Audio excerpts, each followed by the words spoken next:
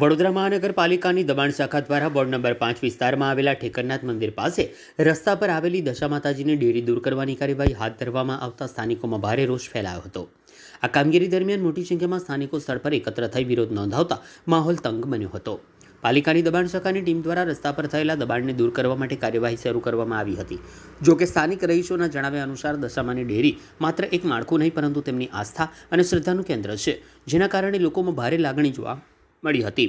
વિરોધ ઉગ્ર બનતા પાણીગેટ પોલીસ મથકની ટીમ ઘટનાસ્થળે પહોંચી હતી અને પરિસ્થિતિને કાબૂમાં લેવા પ્રયાસ કર્યો હતો। આ દરમિયાન સ્થાનિકો અને દબાણ શાખાની ટીમ વચ્ચે રકઝકના દ્રશ્યો પણ સર્જાયા હતા।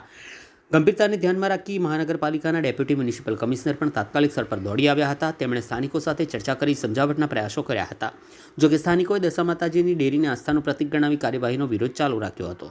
સ્થાનિકોનું કહેવું છે કે ધાર્મિક લાગણીઓ સાથે જોડાયેલ સ્થળ અંગે નિર્ણય લેતા પહેલા તંત્રએ લોકો સાથે ચર્ચા કરવી જોઈએ। બીજી તરફ પાલિકાનું કહેવું છે કે જે જાહેર માર્ગ ઉપરના દબાણો દૂર કરવાની કાર્યવાહી નિયમ મુજબ હાથ ધરવામાં આવી રહી છે। હાલ સમગ્ર ઘટનાને લઈને વિસ્તારમાં ચર્ચાનો માહોલ છે અને સ્થાનિકો તંત્ર પાસેથી યોગ્ય ઉકેલની અપેક્ષા રાખી રહ્યા છે।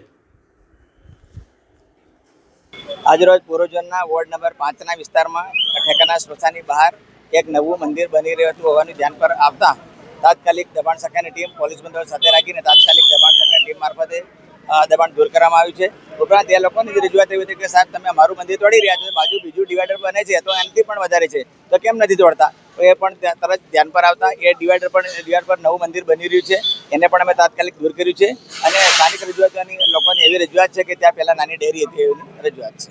એ ડેરી નાની હતી, એ લોકોનું જૂનું મંદિર છે, તોડવામાં આવ્યું છે, એ લોકોનો આક્ષેપ એવો છે કે આગળ જતા ઘણી બધા અન્ય ધાર્મિક સ્થળો પણ છે।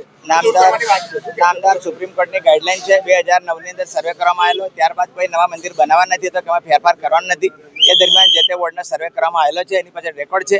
એ ઉપરાંત ત્યાર પછી 2009 પછી કોઈ પણ મંદિર બનવા દેવાના નથી, કોઈ પણ ફેરફાર કરવાનો નથી।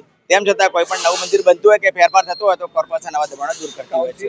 તેના ભાગરૂપે આ દબાણો દૂર કરવામાં આવેલા છે। આક્ષેપ છે કે જ્યાંના સૂચન કરવામાં આવે છે ત્યાં દબાણ નથી થતા, જ્યાં નથી કોઈ સૂચન ત્યાં દબાણ દૂર કરવામાં આવે છે। ચોક્કસથી આ ધાર્મિક દબાણ હોવાનું રોડ પર ડિવાઈડર પર નવું મંદિર બન્યું તે દૂર કરવામાં આવ્યું છે અને કાઉન્સિલરના જે પણ સૂચન છે તે પણ હવે પછી દૂર કરવામાં આવશે।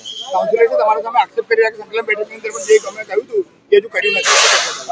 ચોક્કસથી કેટલાક દબાણો દૂર કર્યા છે અને એમની રજૂઆત એવી છે કે આજવા રોડ પર એકતાનગરની અંદર કેટલાક દબાણો છે તે પણ એમની રજૂઆત છે તો અમારા વોર્ડ વિસ્તારમાં આવતું તે દૂર કરવામાં આવશે। પાકા બાંધકામ ટાઉન ડેવલપમેન્ટ ઓફિસર દ્વારા દૂર કરવામાં આવશે।